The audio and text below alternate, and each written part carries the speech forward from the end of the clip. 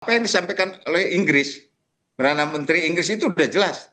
Apalagi pidatonya kemarin itu udah jelas bahwa ini adalah hal yang tidak sesuai lah dengan negara-negara sekutunya yang lain gitu loh. Nah, ini bahayanya bukan hanya lagi pada ongkos dari peperangan itu, tapi juga bagaimana efek rambatannya ataupun spillover efeknya kepada harga minyak. Kami tidak ada negosiasi dalam bentuk apapun dengan kaum musuh dari kami dikarenakan kami sudah tidak percaya dengan yang namanya. Dikarenakan kami telah 3 kali melakukan negosiasi dan hasilnya adalah di tengah atau di ujung dari negosiasi negara kami telah diserang.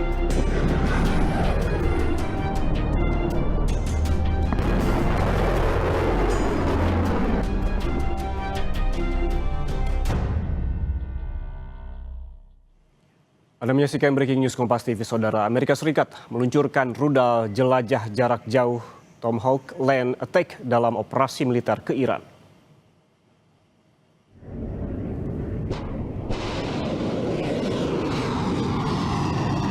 Video komando pusat Amerika Serikat menunjukkan rudal Tomahawk Land Attack meluncurkan dari kapal rusak rudal USS Bainbridge pada Selasa waktu setempat.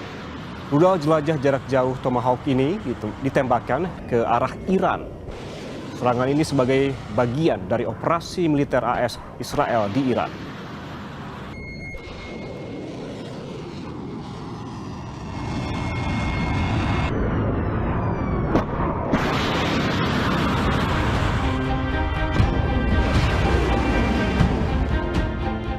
Amerika Serikat bersama Israel terus meluncurkan serangan ke Iran. Menteri Pertahanan Amerika Serikat Pete Hegseth menyatakan Iran tidak akan mampu bertahan lebih lama daripada Amerika Serikat. Tak hanya itu, Amerika Serikat mengklaim bahwa jarak antara kemampuan Teheran untuk menembakkan rudal dan kemampuan Amerika Serikat untuk bertahan melawannya semakin jauh. Iran cannot outlast us. We're going to ensure through violence of action and our offensive capabilities and our defensive capabilities, as I said, that we set the tone and the tempo of this fight. That's why stories and speculation about different things that try to make it look like we're limited in what we can do. The only limits we have in this is President Trump's desire to achieve specific effects on behalf of the American people. And that's why we don't talk about, you can say 4 weeks, but it could be 6, it could be 8, it could be 3. Ultimately, we set the pace and the tempo. Sebelumnya, Dubes Iran untuk Indonesia Muhammad Boroujerdi menyatakan negaranya telah siap berperang melawan Amerika Serikat dan Israel. Bahkan kesiapan perang ini menurut Boroujerdi lebih siap dari perang 12 hari antara Israel dan Iran yang pernah terjadi pada Juni 2025.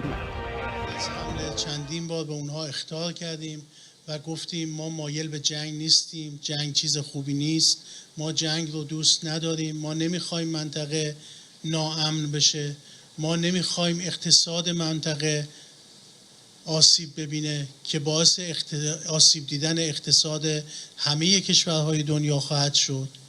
اقتصاد همه کشورهای مستقل دنیا از این قضیه آسیب خواهد دید و شما میتونید تحلیل بکنید که اقتصاد کشور شما هم از این جنگ آسیب خواهد دید. Iran memiliki rudal balistik mulai dari Fatah 2 dengan jangkauan 1.800 km, drone Shahid jangkauan 2.500 km, rudal balistik Khorramshahr berkemampuan hypersonic yang dapat menjangkau 2.000 km, dan rudal balistik Fatah 1 yang memiliki 5 kali kecepatan suara. Sementara, Amerika Serikat memiliki sistem pertahanan udara pencegat serangan Iran, mulai dari rudal PRSM kompatibel dengan peluncur MLRS M270 dan HIMARS dengan jangkauan 500 km. Rudal Chongung 2, rudal darat ke udara jangkauan menengah dengan jangkauan 40 km, serta Patriot yang mampu mencegat rudal balistik, rudal jelajah, pesawat terbang, dan pesawat nirawak. Pakar strategi alumni US Air War College, Marsma Purnawirawan Agung Sasongkojati mengatakan, berhentinya perang bukan diperhitungkan secara militer, namun atas perhitungan politik Trump dan perang akan berakhir karena salah satu pihak mundur dari arena. Itu masalahnya berarti keputusan itu adalah keputusan bukan perhitungan militer, itu perhitungan politik atau perhitungan lainnya yang tahu hanya Trump dan geng di dalamnya. Dan itu justru benar seperti dikatakan oleh beliau bahwa ini perang yang tidak akan dimenangkan dengan takluk seperti biasa. Perang ini akan berakhir dengan ada pihak yang akan mundur sendiri. Kenapa? Karena tidak sanggup meneruskan. Hingga saat ini korban dari warga sipil berjatuhan. Salah satu serangan Israel dengan korban cukup banyak yakni seratusan siswa SD di Iran.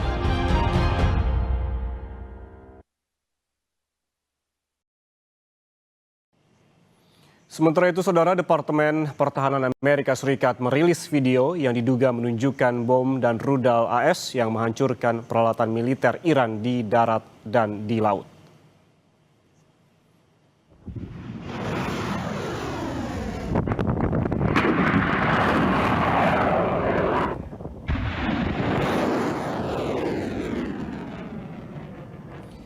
Rilis rekaman ini terjadi ketika Washington DC dan Israel mengintensifkan pemboman mereka pada hari Rabu terhadap pasukan keamanan Iran dan simbol-simbol kekuasaan lainnya. Saat perang kembali meluas, Teheran bersumpah untuk menghancurkan sepenuhnya infrastruktur militer dan ekonomi Timur Tengah.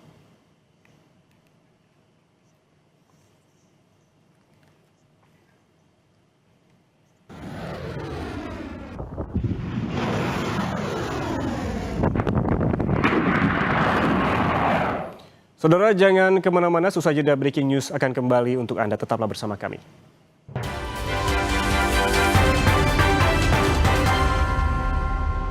Anda masih bersama kami di Breaking News Kompas TV. Saudara, Amerika Serikat merilis rekaman serangan kapal selam yang membombardir kapal perang Iran di Samudra Hindia. Serangan ini mengakibatkan sebanyak 87 orang tewas. Menteri Pertahanan Amerika Serikat Pete Hegseth menyebut ini sebagai penenggelaman kapal musuh pertama oleh torpedo milik AS sejak Perang Dunia Kedua.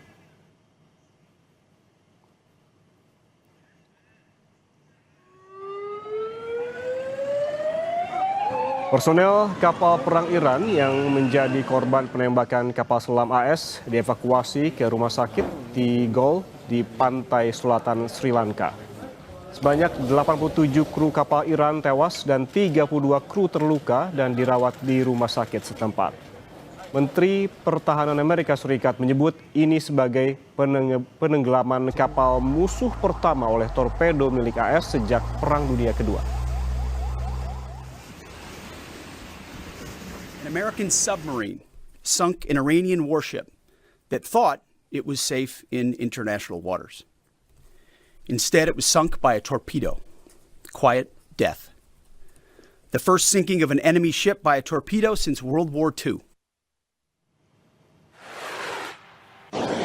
Di sisi lain, Saudara, Garda Revolusi Islam Iran meluncurkan rudal dan juga drone yang disebut sebagai bagian dari gelombang ke-18 operasi militer True Promise 4. Garda Revolusi telah memulai peluncuran gelombang ke-18 operasi Janji Sejati 4 terhadap entitas Zionis pada Rabu malam.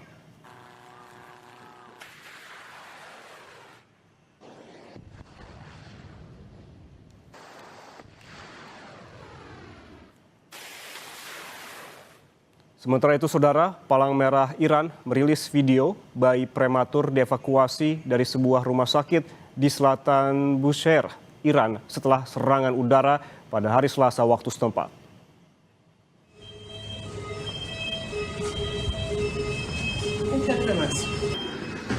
Akibat serangan ke rumah sakit, beberapa bayi dibawa ke ambulans untuk dipindahkan ke rumah sakit lain. Sementara yang lain berada di dalam ruang inkubator rumah sakit yang rusak parah. Sejak perang AS Israel melawan Iran, 10 rumah sakit dan pusat ambulans di Iran terkena serangan. Palang Merah Iran melaporkan jumlah korban tewas akibat serangan ini mencapai lebih dari 700 orang.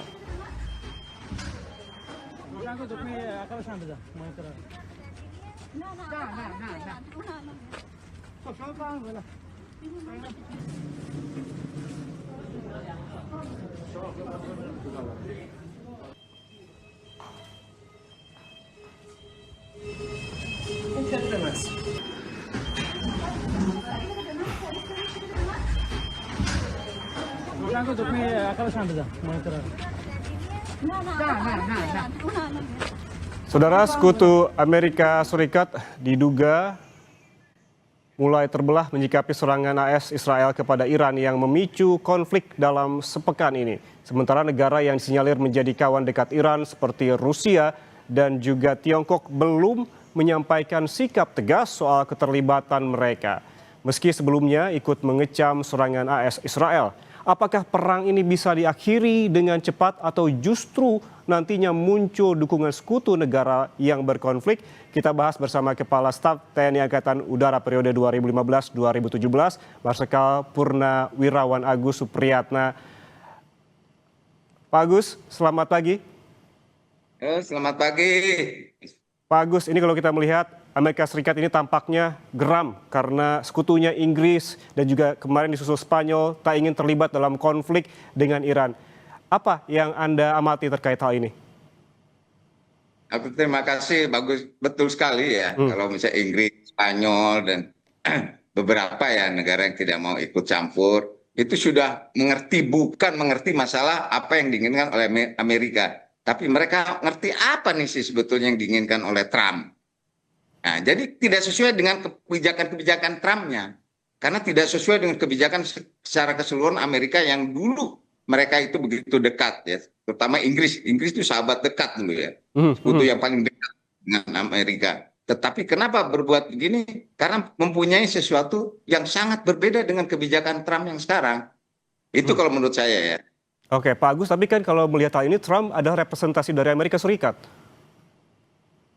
Ya itu makanya saya bilang orang kalau mengatakan bahwa Amerika Serikat ya yang seutuhnya seperti waktu misalnya zaman yang sebelumnya Donald Trump pada saat Obama atau apa segala itu kelihatan sekali sekutunya tuh dekat dan akrabnya itu betul gitu loh. Kalau sekarang seperti ini mereka tahu apa sih tujuannya Trump yang sebetulnya. Karena di Amerika sendiri nih saat ini itu di setiap negara bagian itu udah banyak yang sebetulnya sudah tidak simpatik dengan Trump karena apa yang diperbuat perangan ini gitu loh. Oke, tapi di sisi lain tidak ingin ikut campur tapi mengizinkan Amerika Serikat untuk menggunakan pangkalan militer di dekat Iran. Itu seperti apa tanggapan Anda, Pak Agus?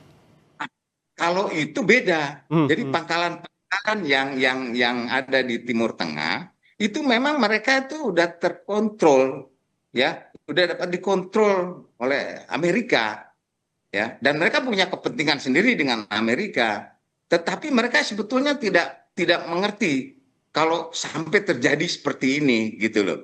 Mereka kan rugi sekali, mereka tidak ikut berperang, mereka akan hanya membantu pangkalan-pangkalannya yang digunakan oleh Amerika. Ternyata mereka juga kena balasan rudal dari Iran. Mereka tuh rugi sekali loh, tidak ikut berperang tapi dihancurkan, kan begitu loh. Kalau kita lihat lagi, tadi ada juga di gambar, Pak Agus, ada serangan torpedo dari kapal selam Amerika yang menyasar kapal Iran. Meski kapal itu sebetulnya tak berada dalam zona perang. Apa yang ingin ditunjukkan oleh Amerika Serikat sebetulnya? Kalau Anda sebutkan tadi ini oleh Trump gitu secara spesifik. Apa ini sebuah pelanggaran? Wah, ini bukan pelanggaran lagi kalau bisa. Orang menyerang kedaulatan orang aja itu ya. Dengan seperti yang dilakukan oleh Amerika dan Israel ini sebetulnya udah melanggar hukum internasional. Padahal ini ya kalau menyerang suatu kedaulatan ya dengan seperti ini, padahal dulu kan Amerika sendiri dengan sekutunya membela jangan sampai terjadi negara ada yang agresi seperti ini kan. Dulu juga mengecam Rusia kepada Ukraina. Ternyata mereka malah lebih seperti ini gitu loh. Jadi nggak masuk akal kalau menurut saya selama pemimpinnya itu arogan ya sombong, itu pasti dia akan berpikirnya sempit. Dan yang kedua sulit mendengar atau menerima saran atau kritikan dari yang lain. Ya akhirnya akan berbuat seperti ini. akibatnya yang dia nggak ngerti. Akhirnya buktinya sekarang, coba lihat dah beritanya, nyatanya, di sekian negara bagian di Amerika sendiri itu banyak sekali masyarakat yang sudah tidak setuju dengan peperangan ini gitu loh.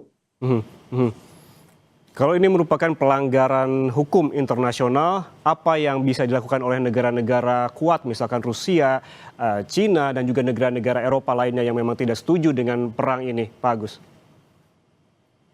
Rusia dengan Cina, kalau sekarang kenapa mereka tuh, walaupun mereka mengecam ya, apa yang dilakukan oleh Amerika dengan Israel pada Iran, tetapi karena ada kepentingan ya yang lebih ya menurut Cina ini menurut Cina. Ini yang saya sampaikan ya, bahwa karena kepentingan dengan beberapa negara di Timur Tengah ini ya, bagaimana Cina itu menginvest segala macam di negara-negara Timur Tengah ini, ada tidak mau ikut secara langsung gitu ya. Sedangkan Rusia itu udah pastilah teknologinya atau apa segala macam memang dari dulu udah ada dengan Iran gitu loh. Tapi tidak secara langsung mereka ini. Mereka jelas akan suatu saat menurut saya dengan kejadian seperti ini pasti mereka pun akan memanfaatkan negara-negara besar seperti mereka ini yang punya hak veto ini. Seperti yang Anda sebutkan tadi, ini adalah pelanggaran hukum internasional, berarti pelanggaran berat, begitu bisa dibilang demikian, yang dilakukan oleh Amerika Serikat dan juga Israel. Apa yang bisa dilakukan negara-negara besar tadi yang kita sebutkan, Rusia, Cina, dan juga negara-negara Eropa, apakah hanya diam saja atau memang harus maju apabila tidak memang bisa langsung dalam peperangan, misalkan memediasi begitu, Pak? Nah, kalau itu kebijakan ya suatu negara, saya tidak bisa tahu kalau mereka mau sebagai mediasi atau sebagai mediator atau apa, saya tidak tahu. Tetapi apa yang dilakukan oleh negara-negara tersebut ya seperti apa yang disampaikan oleh ini sekarang kalau misalnya brother tahu itu apa yang disampaikan oleh Inggris, Perdana Menteri Inggris itu udah jelas, apalagi pidatonya kemarin itu udah jelas bahwa ini adalah hal yang tidak sesuai lah dengan negara-negara sekutunya yang lain gitu loh. Tetapi yang berarti yang segala macam itu pasti negara-negara memang yang sudah tahu apa yang akan sanksi yang akan diberikan oleh negara tersebut gitu loh. Oke. Dan mereka siap menghadapi, makanya mereka berani tidak mau mendukung Amerika Serikat. Sedangkan Cina dengan Rusia itu memang secara sekarang yang kita lihat secara ini mereka seakan-akan tidak mendukung ya atau tidak mau menyelesaikan permasalahan ini. Tapi saya yakin ke depannya mereka akan berpikir kalau ini panjang akan terjadi hal-hal secara global bahaya, pasti mereka akan berbicara. Itu saja yang ingin saya sampaikan. Oke, Pak Agus, Anda tadi sempat menyampaikan terkait mengapa Rusia dan juga Cina tidak ingin terlibat langsung dalam peperangan termasuk alasan ekonomi. Kemudian apa sih biasanya alasan lain sebuah negara tidak ingin terlibat lebih jauh selain tetap ingin perdamaian terjaga? Nah, ini satu-satunya kalau menurut saya ya, ini Rusia ya dengan Cina yang punya hak veto ini harus menekan segera Dewan Keamanan itu PBB itu. Harus segera dia tekan PBB. Nah, PBB harus segera melaksanakan sesuai dengan tugas dan fungsi tanggung jawabnya Dewan Keamanan itu yang akan dilakukan, dan saya yakin akan dilakukan. Nah, dan penekanan ini pasti mulai di Kongres juga sudah mulai, apalagi nanti dari negara-negara besar seperti Cina, Rusia itu menekan PBB agar PBB yang dilaksanakan. Perang ini sudah hampir sepekan begitu dari mulai serangan Amerika Serikat Israel ke Iran dari pekan lalu begitu ya Pak Agus. Lalu sebetulnya seperti yang disebutkan tadi soal menekan PBB, sejauh ini apakah Anda sudah melihat apa saja yang dilakukan oleh Perserikatan Bangsa-Bangsa terkait hal ini? Namun jangan dijawab dulu Pak Agus, usai jeda kita kembali. Tetaplah bersama kami di Breaking News Kompas TV.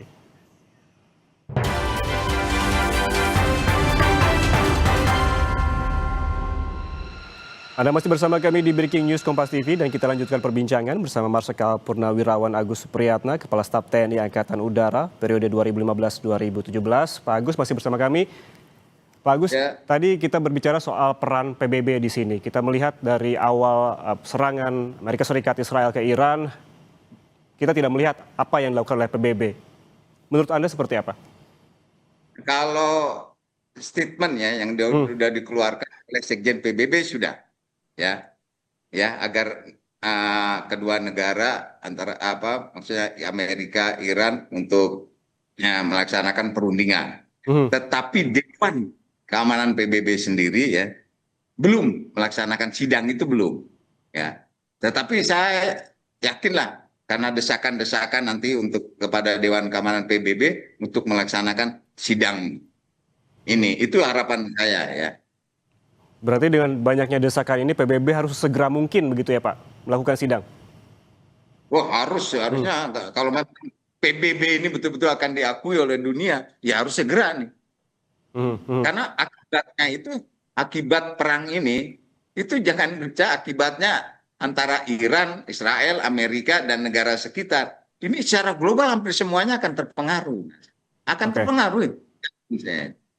Oke, Pak Agus, ini jika perang berkepanjangan, sampai seberapa kuat Amerika Serikat, Israel, dan juga Iran soal persenjataan dan juga ongkos perang kalau kita melihat keuangan dari tiga negara Amerika Serikat, Israel, dan juga Iran?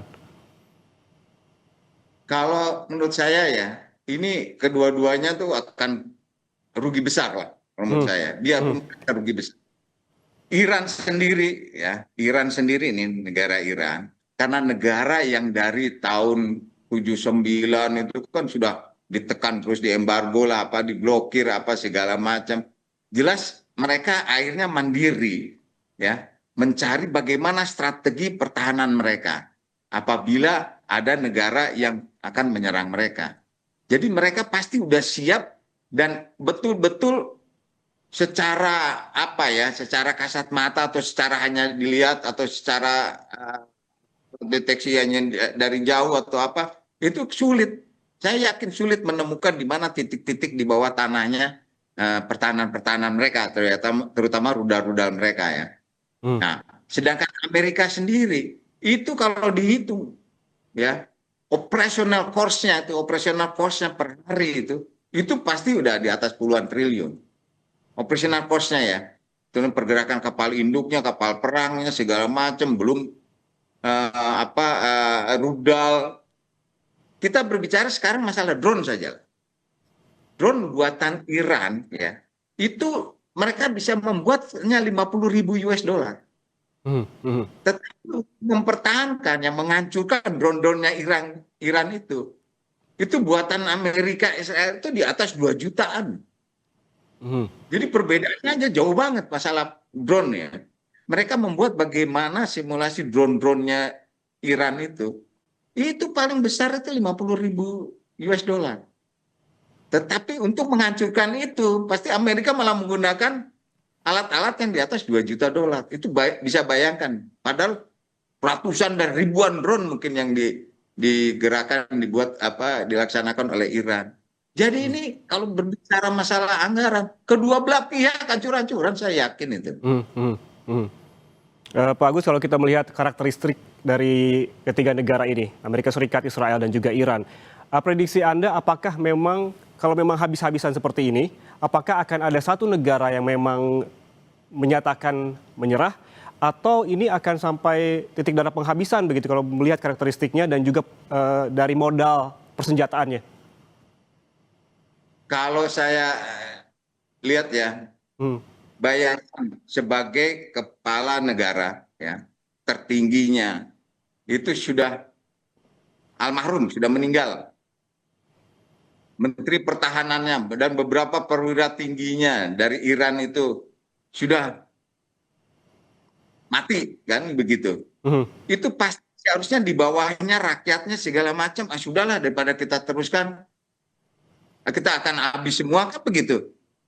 Tetapi ini kan malah tetap melawan terus. Coba kita lihat sekarang misalnya dulu Irak ya, terus Libya, Gaddafi ya, Saddam Hussein di Irak.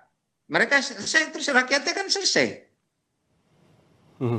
Nah, tetapi ini kok tidak? Berarti ini memang beda.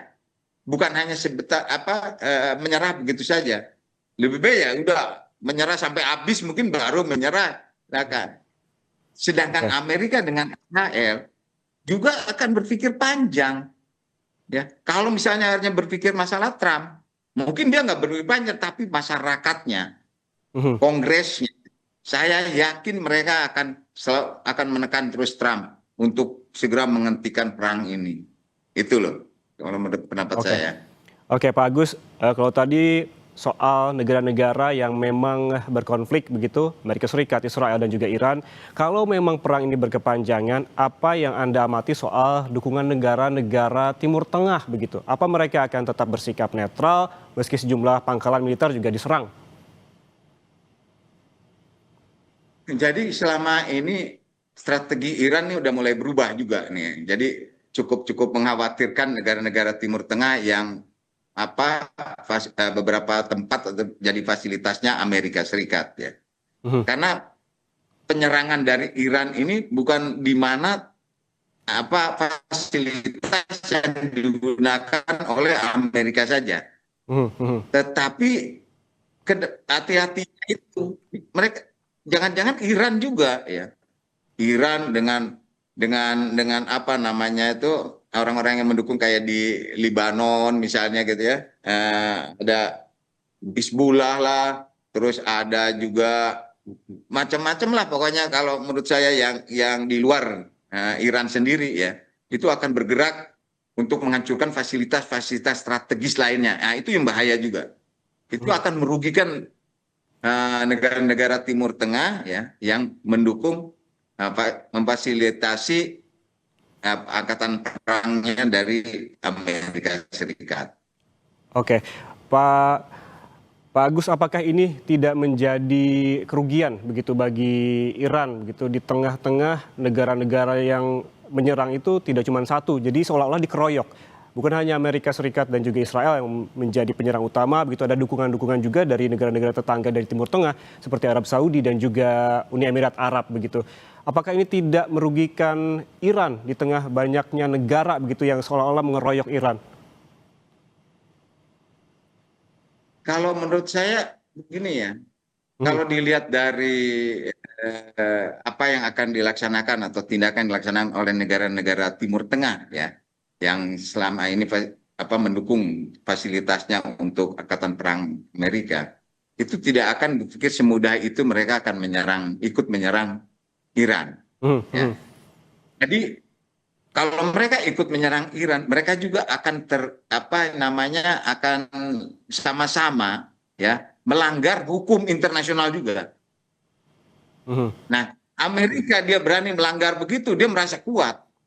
Di Dewan Keamanan PBB pun dia akan merasa kuat melawan itu. Nah, sekarang negara-negara lain udah nggak bisa seperti itu.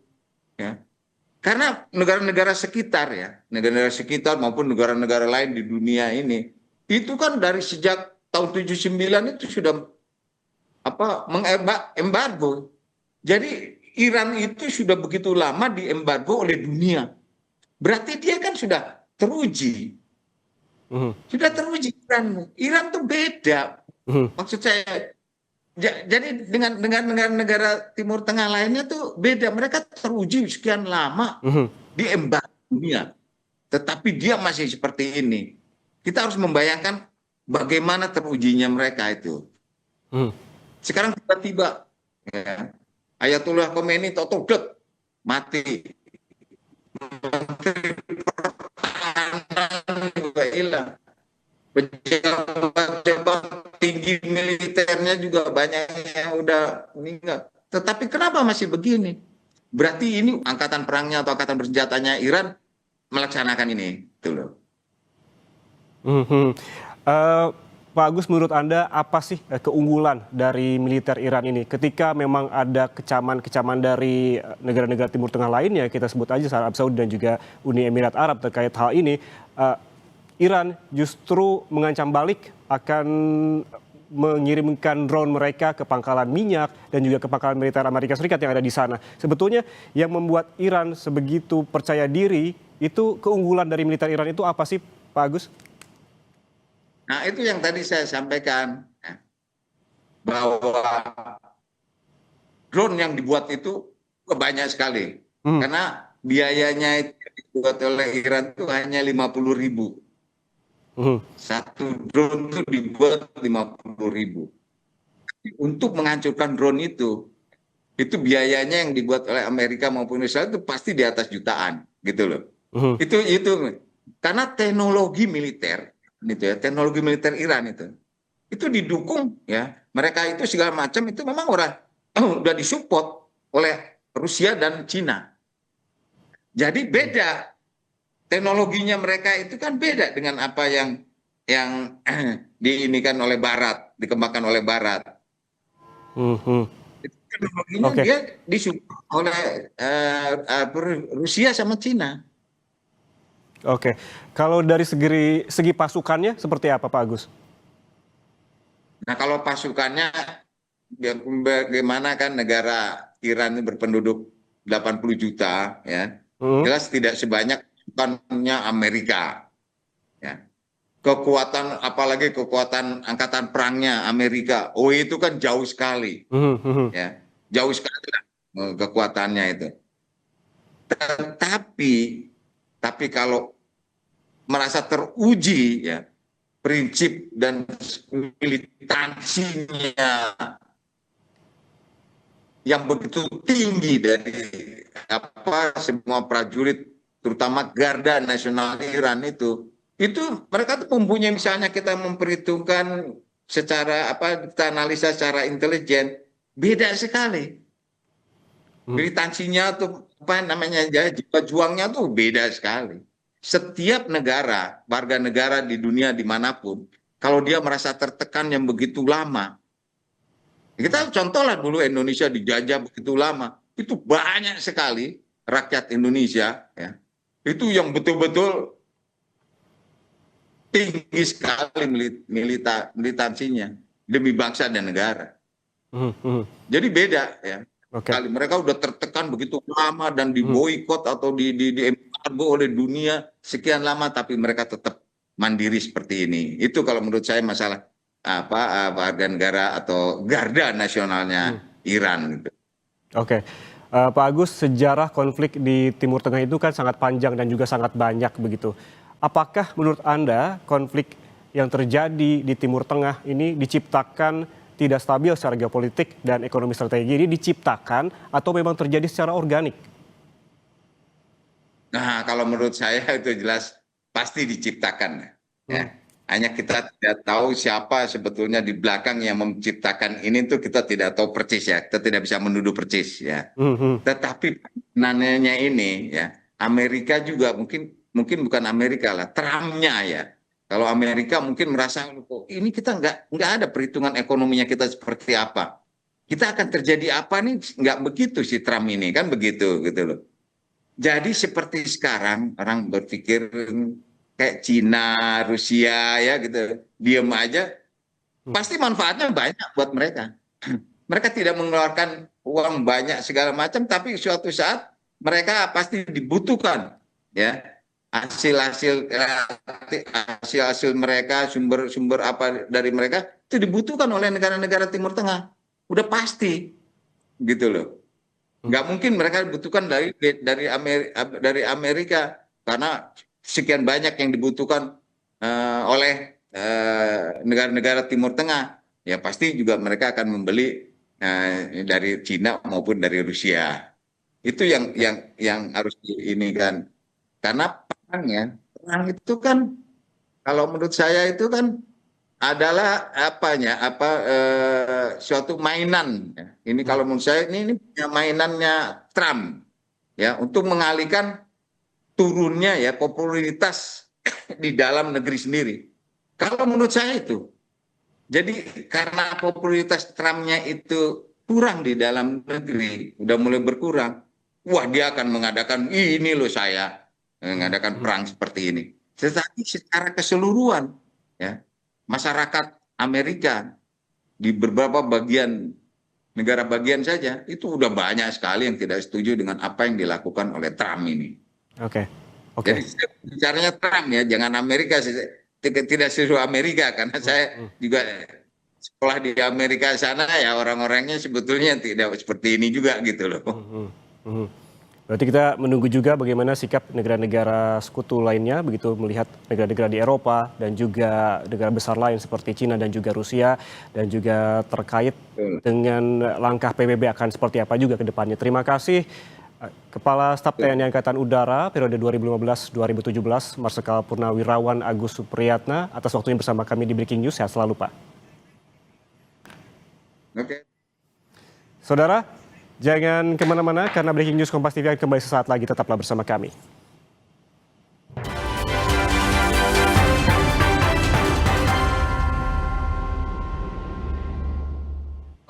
Anda masih bersama kami di Breaking News Kompas TV. Saudara, sampai kapan berangkas Amerika Serikat mampu mengongkosi perang di tengah kondisi keuangan dalam negeri yang juga terseok-seok? Kita bahas bersama Kepala Ekonom Bank Permata, Joshua Pardede. Mas Joshua, selamat pagi.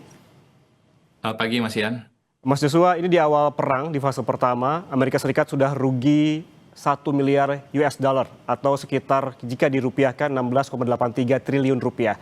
Sejauh mana ini akan mengganggu ekonomi Amerika Serikat karena diperkirakan jika berkepanjangan kerugian bisa mencapai 95 miliar US dollar atau mencapai 1.514 triliun rupiah. Ya, sebenarnya kalau kita melihat dalam konteks eskalasi konflik AS dan Israel ke Iran per 6 Maret ini, memang saya melihat memang batas kemampuan Amerika Serikat ini masih cukup besar ya, artinya untuk membiayai perang, karena memang bukan permasalahan yang bukan terletak kepada habisnya ataupun berangkas pemerintah AS yang habis gitu ya, tapi justru saya melihatnya ini justru adalah seberapa besar ya konflik ini mendorong tadi kenaikan harga energi, lalu juga penerbitan utang baru dan juga biaya bunga. Dan kalau kita melihat dari proyeksi Congressional Budget Office di Amerika Serikat mengatakan bahwa sebenarnya defisit anggaran tahun ini itu diperkirakan memang di kisaran 1,9 triliun US dollar. Ya, artinya memang itu sekitar 5,8% dari PDB-nya US. Dan artinya secara implisit menunjukkan bahwa memang skala ekonomi Amerika itu masih cukup besar ya, sampai dengan 33 triliun US dollar gitu ya. Dan di saat bersamaan pun juga kalau kita mendengar bahwa Departemen Keuangan Amerika Serikat sendiri mengatakan bahwa saldo di akhir Maret ini masih sekitar 850 miliar US dollar gitu ya. Artinya kalau tadi sudah keluar 1 miliar US dollar sepertinya belum begitu ini ya, masih relatif kecil gitu ya, dan artinya biaya perang dari yang tadi disampaikan itu di tahap awal ini belum cukup untuk mengganggu ataupun mempengaruhi anggarannya pemerintah Amerika Serikat sendiri gitu ya, dan pada akhirnya mempengaruhi secara makro ekonomi Amerika Serikat sendiri gitu. Jadi artinya yang mungkin sangat cukup memperhatikan yang mungkin akan diperhatikan oleh Kongres dan juga mungkin nanti pelaku bisnis di Amerika Serikat adalah kalau konflik ini berkepanjangan ataupun prolonging, nah ini bahayanya bukan hanya lagi pada ongkos dari peperangan itu, tapi juga bagaimana efek rambatannya ataupun spillover efeknya kepada harga minyak, lalu juga tadi pada shipping cost ya, tarif pelayaran, lalu juga inflasi dan juga bunga utang ya, mungkin itu yang lebih harus diperhitungkan masak-masak oleh Kongres dan juga pemerintah AS, yang dimana ini akan sangat memukul industri ataupun sektor ekonomi di Amerika Serikat. Oke, kalau kita melihat skala ekonomi yang masih cukup besar, kalau kita tarik ke belakang ada histori AS beberapa kali shutdown karena berangkas kosong, operasional PNS AS yang juga sempat tutup. Ini kalau melihat faktor-faktor ini, begitu sekuat apakah sebetulnya akan mendanai perang kalau APBN AS terseok-seok? Nah, ini mungkin saya perlu luruskan juga ya, bahwa government shutdown itu bukan berarti memang berangkasnya di Amerika Serikat itu, keuangannya Amerika Serikat itu habis ya. Jadi sebenarnya shutdown itu memang bukan berarti tadi negaranya bangkrut, tapi sebenarnya atau berangkasnya kosong, tapi sebenarnya ini terjadi kebuntuan politik ya dalam hal pengesahan anggaran ya antara Demokrat dengan Republikan gitu, sehingga makanya terjadilah government shutdown itu gitu ya. Karena kalau kita bicara Departemen Keuangannya di US sendiri menegaskan bahwa sebenarnya limit utang dari Amerika Serikat ini bukan izin untuk belanja baru gitu ya, tapi sebenarnya izin untuk membayar kewajiban yang sudah disetujui sebelumnya gitu ya. Karena itu memang kemampuan untuk mendanai perang dalam jangka pendek ini tidak otomatis akan hilang ya karena terjadinya shutdown gitu ya. Meski begitu memang kalau kita tadi memang harga dari shutdown itu memang pasti akan tetap mahal ya. Artinya shutdown di 2025 misalkan itu diperkirakan akan bisa memangkas PDB US itu sekitar 11 miliar US dollar. Dan artinya ini juga akan menahan belanja federal di US itu sekitar 54 miliar US dollar gitu. Jadi artinya risiko terbesarnya adalah sebenarnya dari sisi adanya penurunan kepercayaan, lalu juga keterganggunya juga layanan publik, dan juga akhirnya memburuknya juga persepsi pasar terhadap disiplin fiskalnya US gitu ya. Sehingga ini yang mungkin akan menjadi salah satu risiko ataupun trade off kalau sekiranya terjadinya shutdown, tapi ini bukan semata-mata terjadi berangkasnya US ini kosong seperti itu. Oke. Artinya yang perlu diluruskan adalah ketika shutdown dilakukan bukan perkara berangkas kosong karena memang ada kebuntuan secara politik begitu ya Mas Joshua. Tapi kalau kita melihat pola, apakah Anda melihat pola setiap Amerika Serikat krisis keuangan maka terjadilah perang di mana-mana? Apakah Anda melihat pola seperti ini? Ya, sebenarnya kalau kita bicara dari sisi polanya sih sebenarnya saya tidak melihat pola sederhana ya, bahwa setiap kali US mengalami tekanan keuangan maka perang pasti terjadi gitu. Karena memang korelasi ataupun hubungannya memang sangat kompleks ya. Artinya tekanan domestik memang ini bisa mendorong tadi elit politik untuk bersikap lebih keras lagi di luar negeri karena tadi pertimbangan dari image, lalu juga kredibilitas, dan juga konsolidasi dukungan ya tetapi memang keputusan perang ini tetap lahir dari kalkulasi keamanan, geopolitik, dan juga aliansi dan juga persepsi ancaman gitu ya. Jadi memang perang ini kadang ya suka beririsan juga dengan tekanan ekonomi, tapi sebenarnya tidak dapat dijelaskan ya hanya sebagai pelarian dari masalah krisis fiskalnya di Amerika Serikat. Oke, polanya tidak sederhana karena memang ada beberapa pertimbangan terkait dengan tekanan domestik, image, dan juga kredibilitas. Kemudian apabila kita berbicara hal soal minyak, misalkan ini Mas Joshua, minyak mentah dunia ini selalu ada di setiap gejolak di Timur Tengah. Sebenarnya di harga berapa minyak yang secara tanda kutip akan menyenangkan Amerika Serikat? Karena pertimbangannya ongkos produksi minyak AS yang lebih mahal dari Timur Tengah. Ya, memang kalau kita bicara untuk harga minyak, memang rentang yang paling comfortable ataupun nyaman ya bagi US itu memang di range 65 hingga 80 dolar per barel ya. Karena di bawah kisaran itu memang insentif untuk investasi produsen shale oil ini juga menurun. Dan juga kalau kita lihat memang titik dari sisi BOP-nya ya untuk rata-rata produsen itu memang di sekitar 61 dolar per barel ya, dan juga produsen-produsen kecil mungkin sekitar 66 dolar per barel gitu ya. Jadi sementara kalau kita melihat memang banyak sumur-sumur baru di di shale itu memang perlu sekitar 65 dolar per barel. Jadi agar tadi bisa commercially dia layak ya.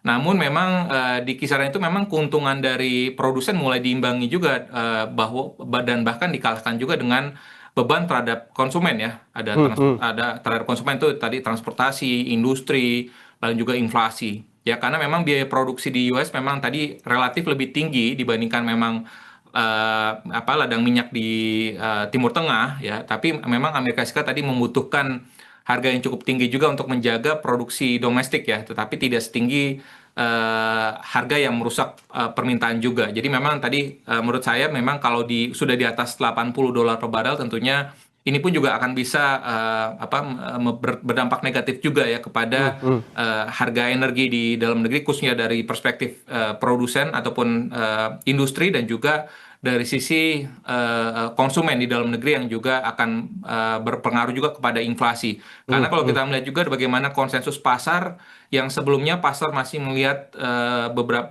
hari yang lalu sebenarnya pasar masih melihat ruang penurunan suku bunga The Fed itu 50 basis point, which is 25 basis point, 0,25 kali 2 kali di tahun ini. Tapi saat ini sudah mulai menurun ya, shrinking ke hanya 1 kali di akhir tahun ini. Sehingga makanya itu menunjukkan bahwa sebenarnya dengan kenaikan harga minyak dunia yang saat ini karena dipicu oleh eskalasi yang masih berlanjut di Timur Tengah, tentunya ini juga memberikan tekanan yang cukup berarti bagi pelaku industri dan juga konsumen di Amerika Serikat. Oke, Mas Yusua, yang juga jadi pertanyaan adalah ketika minyak misalkan menyentuh $100 per barel, apakah daya beli konsumen Amerika Serikat juga sebaik itu? Tapi jangan dijawab dulu, kita kembali sesaat lagi tetaplah di Breaking News Kompas TV.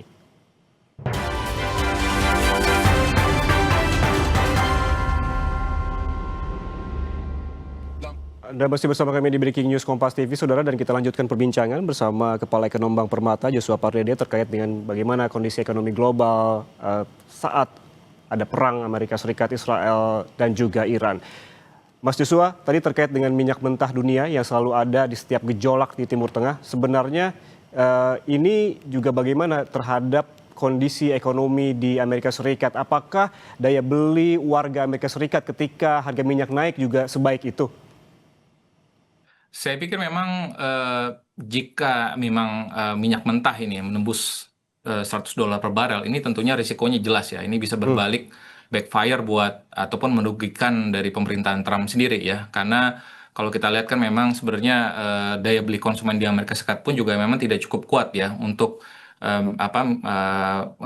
menyanggupi kenaikan tersebut ya. Karena kalau kita merujuk kepada harga bensin nasional di US ya, per Maret itu sudah $3 per galon gitu ya. Artinya kalau sekiranya misalkan ini tadi harga minyaknya sudah naik ya 10 hingga 15%, maka ini pun juga akan ada potensi kenaikan bensin di BBM di US itu naik 20 hingga 40 sen per galonnya juga gitu ya. Artinya memang ini akan ada tambahan inflasi di Amerika Serikat sekitar 0,2% poin gitu ya. Sehingga kembali lagi bahwa dan ini tentunya harus menjadi pusat perhatian dari pemerintahan Trump gitu karena ini pasti akan pengaruh juga nanti bagaimana daya beli masyarakat, sentimen konsumen, biaya transportasi, dan juga dampaknya kepada nanti menjelang midterm di akhir tahun ini. Baik, Mas Joshua, bisa ditahan dulu. Kita lihat ada konferensi pers yang saat ini dilangsungkan di Kementerian Luar Negeri. Kita saksikan bersama. Untuk melakukan beberapa hal, tentunya yang pertama adalah sejak awal kita sudah mengeluarkan pernyataan terkait dengan kondisi di kawasan. Pernyataan tersebut diantaranya menyebutkan pertama, mendorong penghentian kekerasan oleh semua pihak dan upaya untuk deeskalasi. Yang kedua, menegaskan pentingnya penghormatan terhadap kedaulatan dan integritas wilayah setiap negara, serta penghormatan terhadap hukum internasional termasuk piagam PBB. Kemudian dalam statement kita juga disampaikan upaya untuk mendorong diplomasi dan dialog di antara pihak-pihak terkait dan tentunya menyampaikan kesiapan Indonesia untuk memfasilitasi dialog apabila diharapkan oleh berbagai pihak yang terkait. Yang kedua adalah untuk mengintensifkan komunikasi diplomatik di antara Indonesia dan negara-negara di kawasan. Mungkin teman-teman sudah mendengarkan, mengetahui juga bahwa Presiden RI telah melakukan phone call dengan pimpinan di Uni Emirat Arab, Emir Qatar, dan juga Raja Yordania. Pak Menlu juga sebagaimana teman-teman ketahui juga sudah melakukan phone call dengan beberapa counterpart beliau, termasuk diantaranya Menlu Iran, Menlu UAE, dan juga Menlu Arab Saudi. Di saat yang sama, berbagai organisasi internasional ataupun regional juga sudah mengeluarkan statement ataupun dalam proses untuk mengeluarkan statement, dan dalam kesempatan tersebut di mana Indonesia merupakan bagian dari regional ataupun multilateral forum tersebut, kita juga aktif untuk menyuarakan posisi Indonesia dalam joint statement yang akan disampaikan. Tentunya yang kita ingin lakukan adalah mendorong penyelesaian damai berdasarkan hukum internasional. Dan yang ketiga yang dilakukan oleh Kementerian Luar Negeri tentunya memastikan bahwa upaya pelindungan WNI di kawasan Timur Tengah tetap menjadi prioritas utama. Karena sebagaimana diketahui jumlah warga negara Indonesia di Timur Tengah itu mencapai lebih dari 519.000 orang. Mayoritasnya memang di Arab Saudi, tetapi juga kita mencatat ada sekitar 329 warga negara kita yang tinggal di Iran. Nah, kita sudah melakukan koordinasi yang cukup intensif per hari bahkan per jam dengan para kepris yang ada di sana, dan Mungkin bisa di-highlight bahwa pada tanggal 3 Maret, 2 hari lalu ya, Bu Karo ya, Menlu RI juga telah melakukan Zoom langsung dengan para Kepri untuk mendapatkan masukan secara langsung dari para Kepris di sana, para dubes-dubes dan konjen di sana mengenai situasi yang berkembang. Sebenarnya bagaimana ini terutama terkait dengan apakah diperlukan evakuasi bagi masyarakat kita yang ada di kawasan Timur Tengah. Nah, hal tersebut disampaikan oleh para Kepri dan memang setiap negara di sana kondisinya berbeda dan juga arahan imbauan dari pemerintah setempatnya juga berbeda. Dan itu mungkin nanti bisa didalami juga oleh statement dari Ibu PLH PWNI. Mungkin untuk sementara segitu dulu dari saya. Terima kasih banyak, Mbak Ita. Terima kasih banyak Pak Dirjen. Untuk melanjutkan kami persilahkan Ibu PLT Dirut PWNI, Ibu Heni Hamidah untuk memberikan perkembangannya. Baik, terima kasih Bu Greta. Yang terhormat Pak Dirjen, Bu Karo, Bapak Ibu sekalian, rekan-rekan media, terkait pelindungan WNI menyikapi situasi keamanan di Iran dan di kawasan Timur Tengah, dapat kami sampaikan bahwa Kementerian Luar Negeri dan Perwakilan RI terus memantau secara ketat perkembangan situasi di Iran dan di Timur Tengah. Sejak awal meningkatnya eskalasi keamanan, Menlu RI telah berkomunikasi secara intensif dengan para kepala perwakilan di kawasan untuk memastikan langkah-langkah pelindungan yang diperlukan secara cepat dan tepat sesuai dengan dinamika di lapangan. Nah, terkait hal ini, Kemlu dan Perwakilan RI telah melakukan langkah-langkah sebagai berikut. Pertama, membentuk Crisis Response Team dan meningkatkan komunikasi intensif setiap harinya antara Kemlu Pusat dengan perwakilan-perwakilan terdampak di kawasan untuk mendapatkan update kondisi real situasi keamanan di lapangan dan kondisi serta keberadaan para WNI. Kemudian juga menyampaikan laporan perkembangan situasi kepada pusat secara berkala. Ini dilakukan oleh perwakilan-perwakilan kita. Perwakilan di kawasan juga meningkatkan komunikasi intensif dengan simpul-simpul WNI di wilayah akreditasi masing-masing dan melakukan town hall meeting dengan para WNI terkait perkembangan situasi. Selain itu, perwakilan juga memperbaharui data jumlah dan sebaran WNI di perwakilan RI masing-masing, melakukan pemutakhiran rencana kontingensi dan asesmen opsi-opsi evakuasi apabila keadaan memburuk. Kemlu dan perwakilan juga memantau perkembangan situasi keamanan melalui koordinasi dengan pemerintah setempat. Dan setiap harinya kita juga memantau operasional bandara internasional di wilayah terdampak beserta penerbangan yang tersedia setiap harinya. Mengantisipasi penanganan WNI stranded akibat disrupsi jadwal penerbangan, dan juga kita tidak henti-henti menyampaikan himbauan kewaspadaan kepada para WNI di wilayah akreditasi di masing-masing perwakilan untuk memantau informasi resmi dari otoritas tempat dan perwakilan RI, menjaga komunikasi intensif dengan perwakilan RI terkait atau terdekat, membatasi aktivitas non-esensial, serta menunda rencana perjalanan keluar atau masuk ke wilayah terdampak hingga situasi keamanan dan operasional penerbangan kembali kondusif. Dan tentunya kita juga telah mengedarkan hotline perwakilan maupun pusat yang bisa dihubungi oleh para WNI. Hingga saat ini, rekan-rekan media belum diterima laporan adanya WNI yang terdampak langsung oleh serangan. Yang terdampak saat ini adalah adanya WNI stranded karena pembatasan atau penutupan ruang udara, pengalihan rute penerbangan, serta ketidakpastian jadwal transportasi internasional.